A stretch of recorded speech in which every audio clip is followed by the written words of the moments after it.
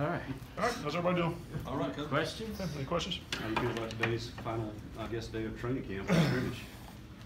I felt really good about it. We used today to concentrate not so much on the schematics and the competition, but it was essentially a dress rehearsal, for lack of a better term. So we had our position meetings, brought the team out, put them on the bus, did the dog walk.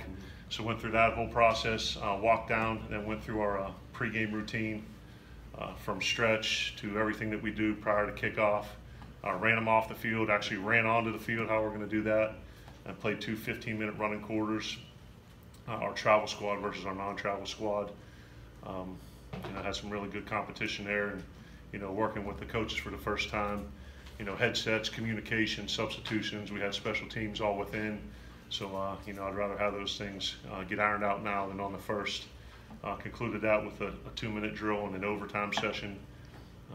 Took a little bit of a break, and then had special situations, offense, defense, and special teams. So kind of went through some all-ball scenarios that you may not practice during the course of camp, but you'd be glad to get covered when the season hits if they ever pop up. So I was very, very pleased with that. Can we assume that the travel squad beat the non-travel squad? Yes, safe to assume. Did the guys have a little pep in their step on being in the stadium for the first time? I had a little pep in my step. But yeah, anytime that you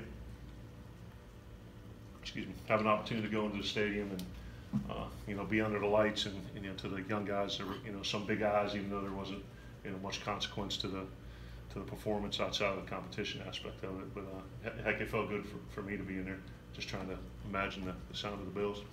Coach Shoup told us the other day that Coach Shoup told us the other day that he thought his depth chart was pretty much set on the defensive side of the ball. Yep. Do you feel the same for the offense? Yeah, there's always some moving parts. I think for the most part now, we'll reconvene as a coaching staff tomorrow and meet with all 3 phases and kind of put our initial depth charts together. And then through injuries or guys performing, you have an opportunity. But for those things to change, but for the most part, I think we're going to have a good idea of where we're at heading into practice 1 for Stephen F. Austin on Friday. What's Michael's story status with the program at the moment? Michael is suspended indefinitely for the program right now. Is there kind of a program in place for him to regain normal status, or?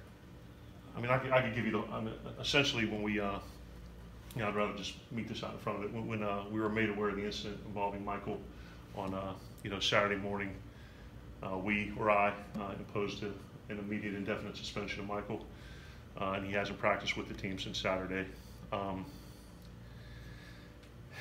we talk to our team all the time about our decision making and our conduct off the field, and certainly that's something that we stress every day. And this the discipline of this will be handled accordingly. What's the rotation at cornerback? Cornerback, right now you're looking at Cam, Jamal, Tyler Williams, and the 4th corner on the other side. So Mo Smitherman on the other side, yeah. Have they kind of taken to the new things that Coach Shoup? Absolutely. I think there's only so many ways you can play quarter, half, or cover 3 or man-to-man. So to me, it's really about the way it's put into a package and the way it's called and kind of situational stuff. But I think we've got corners and D-backs with very good ability. And when you couple that with the fact that our defensive line and our front 7 provides a tremendous pass rush, ability to pressure the passer, I think that it adds to the ability of our guys on the back end. You mentioned earlier in the preseason kind of wanting 3 or 4 wide receivers to kind of separate themselves and be that first unit. Are you any closer to that now than you were 2 weeks ago? I think we're going to have a starting 3 going in, and then just like anything else, the repetitions for the 2 will be on a rotational basis. So based on the proximity, I don't know if that's the right word, how close number 2 is to number 1. If we think the number 1 guy, deserves to play 3 series to 1 or 4 series to 1, or we think the 1 and the 2 are close to each other, then it may be a 1-to-1 or a 2-to-1 situation. So as we continue to go through the Stephen F. Austin game plan, it won't be until Thursday or Friday next week where we determine the rotation. So the depth chart will be set. The rotations won't be set till later next week. And kind of the same question for the tight ends. Is there kind of a status set there? Yeah, I'd say there's a firm 1 and 2, or really 1A and 1B, and then kind of a 3. And I think we're very fortunate it's a luxury to have, a bunch of guys at that position to come in and compete and do a good job. Coach Shoup said that this last scrimmage was also valuable for his defensive staff, headsets, communicating. Did you see the same thing today, and how would you evaluate the play calling, the getting the message in, things on the sideline, and that such? Well, the way it was structured, it was the maroon offense and the maroon defense versus the white offense and the white defense. So I was calling all the plays for all the offensive snaps, and he was calling all the defenses for all the defensive snaps. So it wasn't like there was a between series where I was just looking what the defense was doing. So that's what we'll watch the film and kind of go from there with that.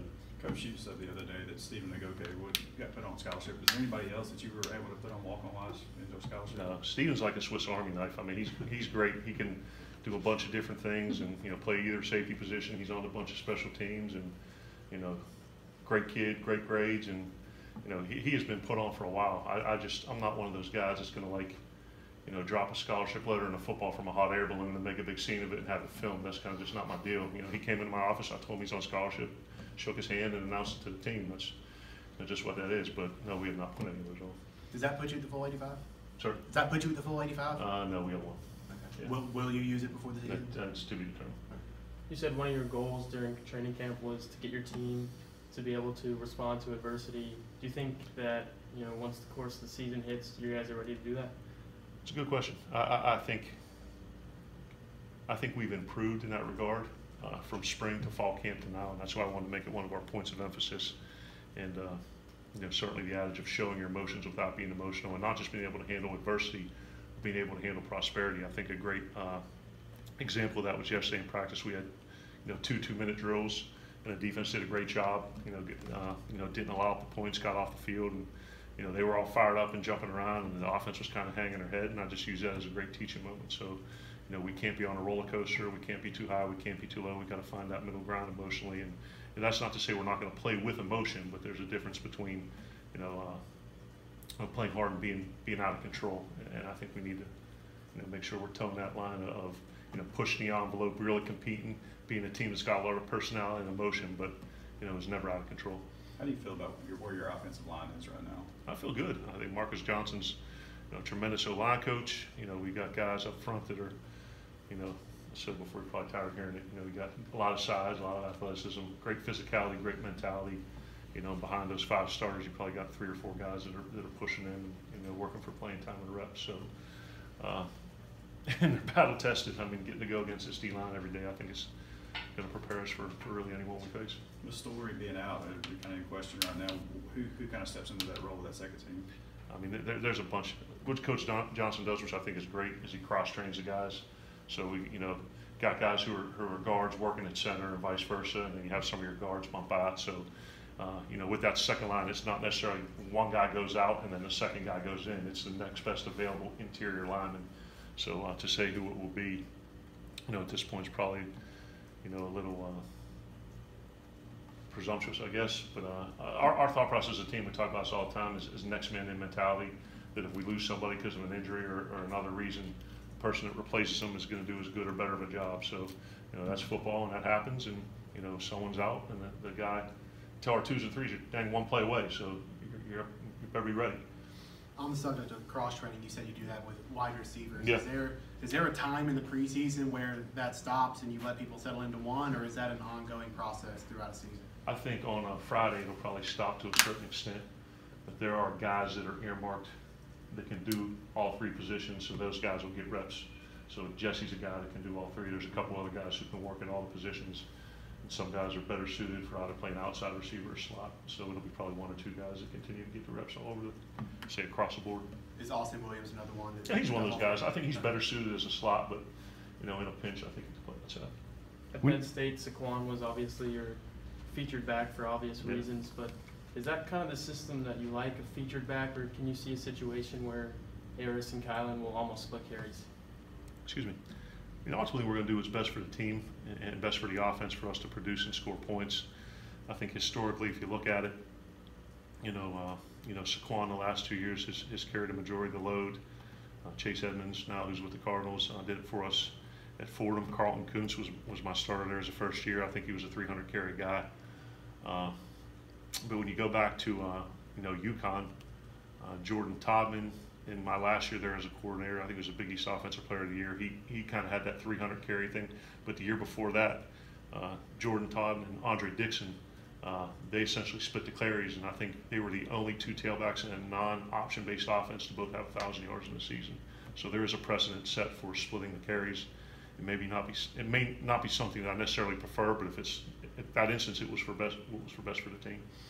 When you watch this team practice, do they have the same mental habits, and do they carry themselves like successful teams you've coached before? We're getting there, yeah. And I think really the one fall goal of response to adversity and prosperity, and talking about the little things and the small details and the cultural aspect of it. I think that's the thing that we've been working on the most, and trying to emphasize the point that it's not just about us having good players, not just about us putting them in position to be successful, but all the little things that we do on and off the field. You fall back on that preparation. You don't rise to the level of your opponent.